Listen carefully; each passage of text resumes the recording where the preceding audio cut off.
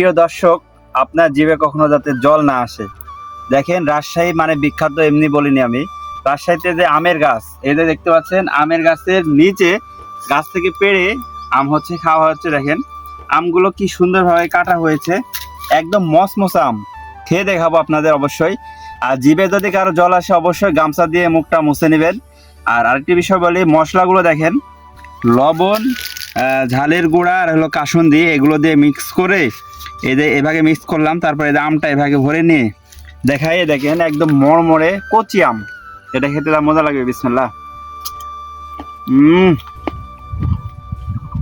এই সুখ যদি দেখে থাকেন অবশ্যই লোভ হবে, খুবই মজা, এত স্বাদ লাগছে এই আমটা।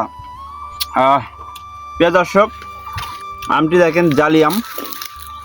কখনো কি খেয়েছেন অবশ্যই জানাবেন। আর দেখেন কেমন লাগবে। আসলে আপনাদের খাওয়াইতে পারছেন, আমি নিজে খেয়ে দেখাই আপনাদের। একবার